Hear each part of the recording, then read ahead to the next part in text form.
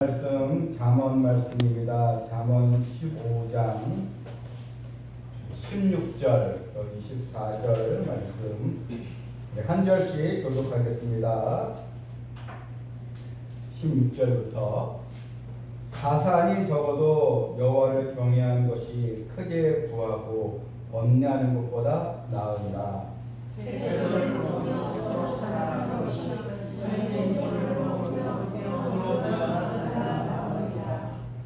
돈을 쉽게 내는 자는 다툼을 일으켜도 노하기를 더디하는 자는 시비를 그치게 하는가.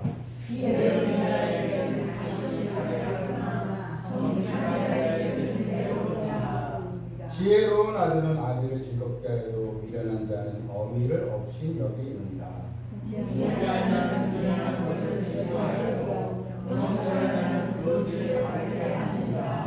은혼이 없으면 경영이 무너지고 지략이 많으면 경영이 성립하는가. 사람이 그 일에 대답으로 말미암아 기쁨을 얻나니 그의 하는 말이 얼마나 아름다우고. 같이 있습니다. 지혜로운 자는 이로 향한 생명길로 말미암으로 그 아래에 있는 수호를 떠나게 되느니라. 아멘. 잠언 말씀은 우리가 매 장마다 보면 생활의 지혜에 관해서 우리에게 알려주고 있습니다.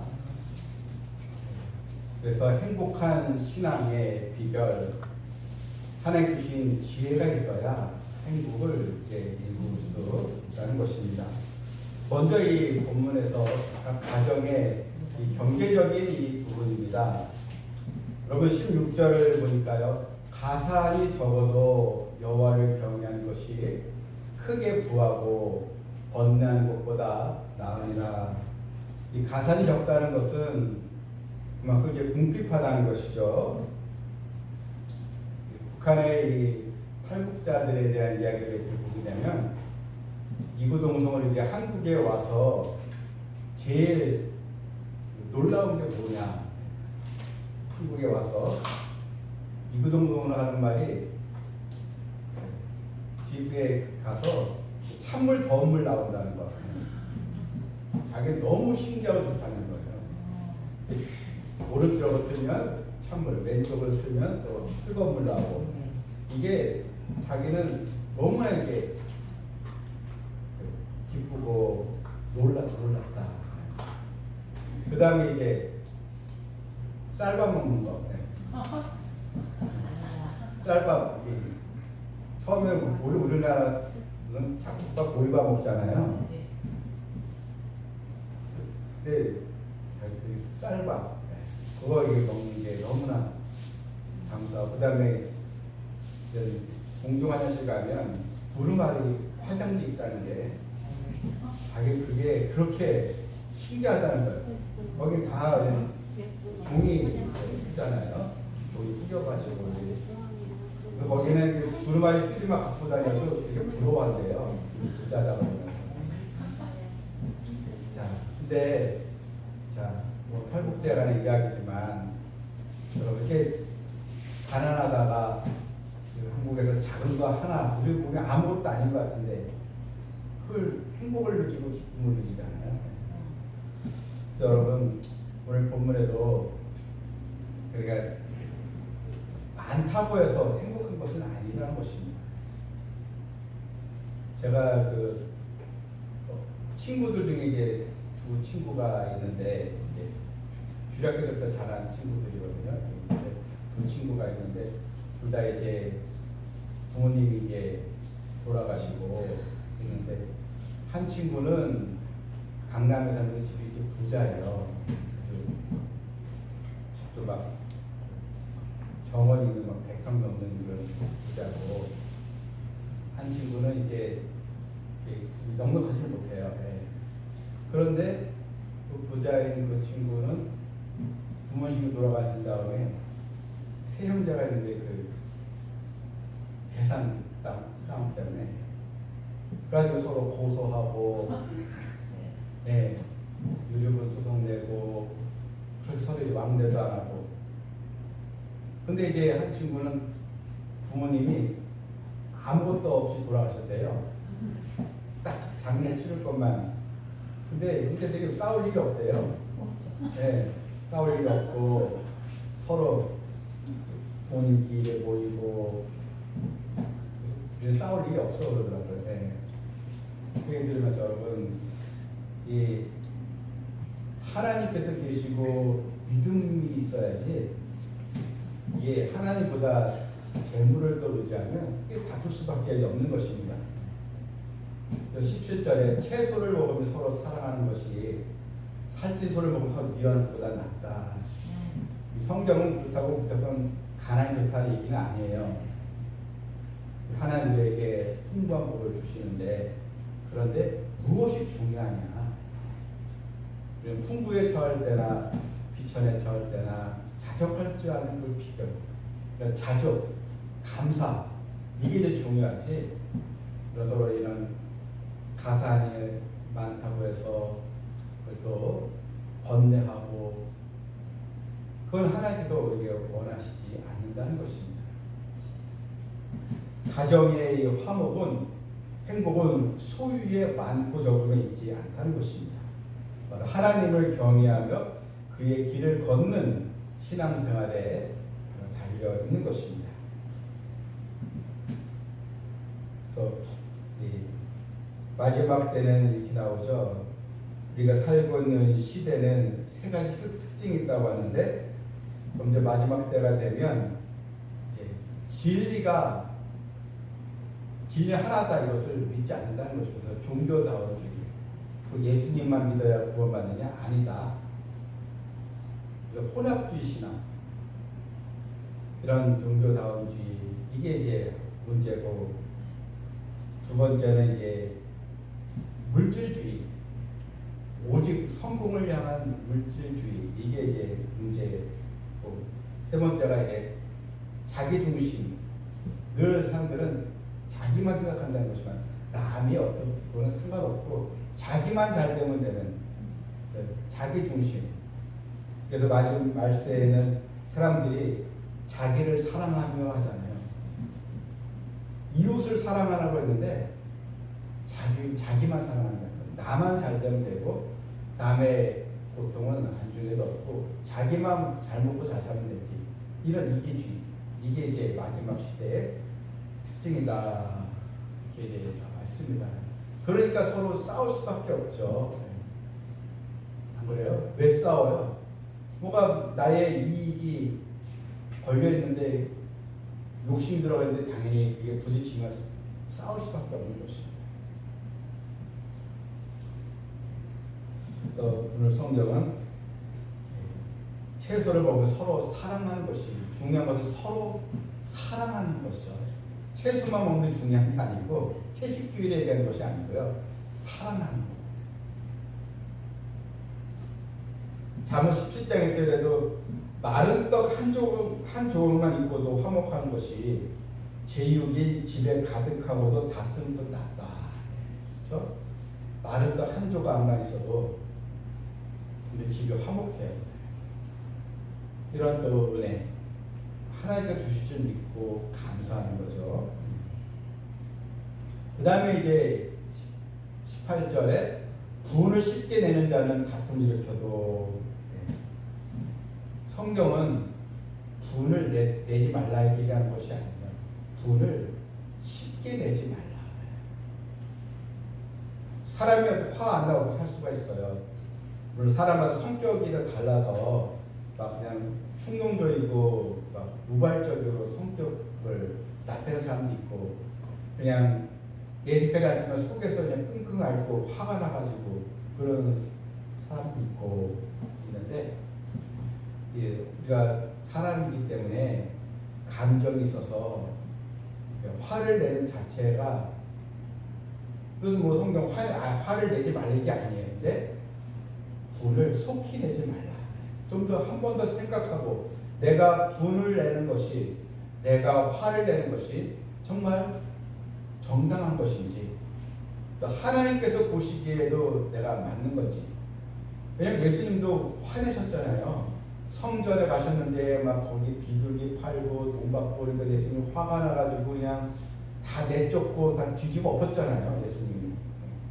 예수님은 공의죠. 공의, 분노.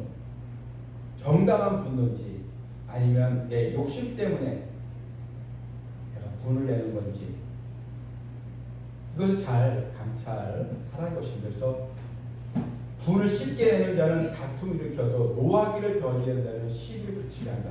그러니까 노하기를 조금 더디게 하라. 한 번 더 생각해라.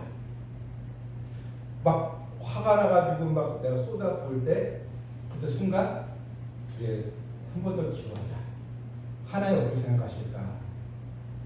이걸 이제 지혜라는 거지. 그래서 노하기를 더디하면 시비를 그치게 하지만 쉽게 분을 내는 자는 계속 다툼이 일어나게 되고 관계가 점점 더 험악해지는 거죠. 그런데 종종 이런 말이 있어요. 화를 참으면 병이 된다. 화를 참지 말아라. 화를 참으면 화병에 걸린다. 차라리 스트레스 걸리니까 화를 내는 게 낫다. 이렇게 이제 우리가 얘기를 하잖아요.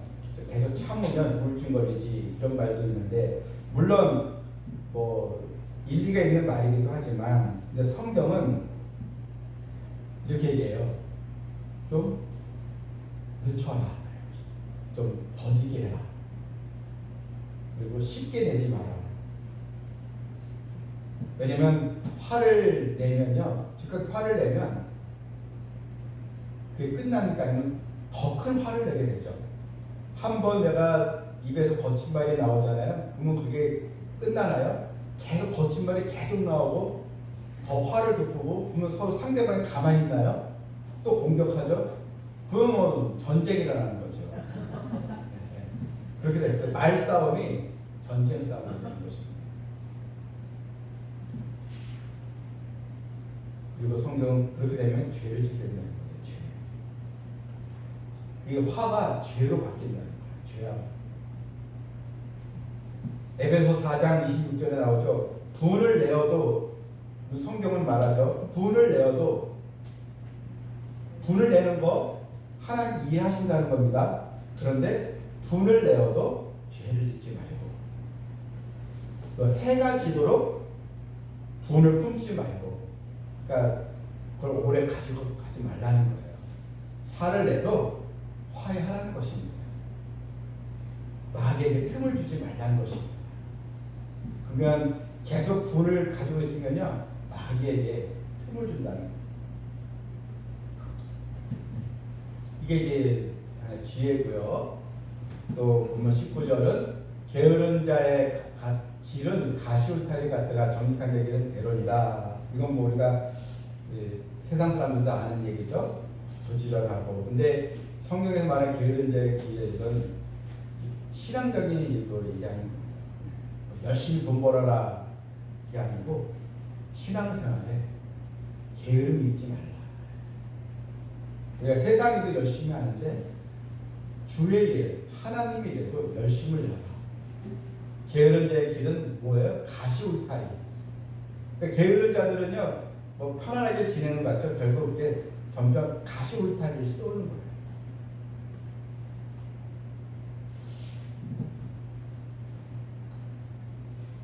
그 다음에 지혜로운 아들은 아들을 주롭다 해도 우리가 그런 지혜로운 아들, 순종하는 아들을 얘기하는 거죠. 그 다음에 21절에 무지한 자는 미라는 것을 즐겨하여도 명철한 자는 그 길을 바르게 한다. 여기서 무지한 자는 마음에 하나님에 대한 경외심이 없다는 거예요. 세상 지식이 없다는 얘기가 아니고 무식하다는 말이 아니고 하나님에 대한 지식, 하나님을 아는 지식이 무지한 자, 없는 자. 그러니 판단 능력이 없어지고 하나님의 뜻을 모르게 되고 그래서 늘 어때요? 잘못된 선택을 할 수밖에 없는 것입니다. 오직 이들은 육체가 좋아하는 선택으로 나갈 수밖에 없는 것입니다. 하지만 명철한 자는 하나님과 모든 이 관계에서 하나님과 관계를 제일 우선시합니다. 그리고 바른 길을 쫓아가게 되는 것입니다. 영천한 자는 그 길을 바르게 한다. 바른 길로 가야죠. 여러분, 사람이 그릇된 길로 가면 결국 그것은 망하는 길로 가지 않겠습니까? 여러분, 믿음의 길, 말씀의 길, 순종의 길, 즉 우리가 앉아있는 이 길이 바른 길로 가게 되는 그런 축복의 길인 줄 믿으시길 이제 바랍니다. 22절에는 의론이 없으면 경영이 무너지고 서로 같이 기도하라는 얘기예요. 같이 지혜를 모으라는 얘기입니다. 문제가 있을 때 혼자 어떻게 해야 되지? 끙끙 앓지 말고 같이 그래서 기도를 나누는 거죠. 의론이 뭐예요? 하나님께 어떻게 하면 좋겠습니까? 하나님 도와주세요. 함께 기도하는 거예요. 함께 기도할 때 하나님의 역사는 더 일어나게 되는 것입니다. 신앙은 독불장군식으로 살아가서는 안 됩니다.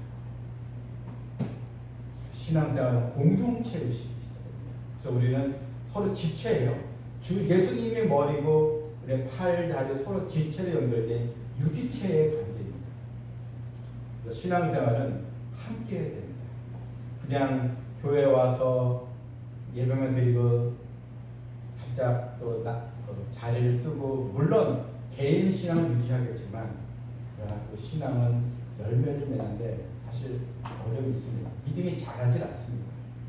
서로 아픔을 공유하고 서로 또 힘을 합치고 서로 관심을 가지고 함께 기도할 때 믿음은 자라나게 되는 것입니다. 말씀을 맺겠습니다. 24절에 다 같이 읽겠습니다. 지혜로운 자는 위로 향한 생명의 길로 말미암고 그 아래에 있는 수호를 떠나게 됩니다. 지혜로운 자, 말씀을 따르는 자죠. 위로 향한 생명의 길, 바로 위가 어디예요? 하나님께로 향한 생명의 길로 갑니다. 그리고 그 아래에 있는 수호는 무덤, 죽음을 얘기하죠. 죽음, 무덤, 이 수호는 떠나게 됩니다. 얼마나 여러분 우리에게 귀한 또 말씀입니까? 우리 삼성 비전교회 성도들 언제나 하나님의 지혜의 말씀을 따라가고 여호와를 경외하는 성도가 되고, 그리고 없는 가운데서도 서로 또 사랑하고 열심을 품고 주를 섬기면서 생명의 길로 또한 바른 길로 위로 향한 하나님의 축복의 길로 나아가는 우리 모두가 되기를 주님의 이름으로 축원합니다. 아멘. 하나님 감사합니다. 우리는 지금 바른 길로 걸어가고 있습니다. 세상 유혹이 우리를 흔들어도 우리가 넘어가지 않고 오직 지혜의 말씀을 따라 가는 성도가 되기를 원합니다. 우리 인생도 다 종말이 찾아오게 될 것인데, 아버지, 삼성 비전교회 성도들은 늘 위로 향한 우리의 인생의 길이기 때문에 인생의 마지막에 다가올수록 더 복되고 기쁘고 환희와 감사와 은혜의 충만한 삶으로 가게 될 줄 믿습니다. 삼성 비전교회가 정말 행복한 공동체로서 이 사명을 잘 감당하게 하여 주시옵소서. 예수님의 이름으로 기도합니다. 아멘.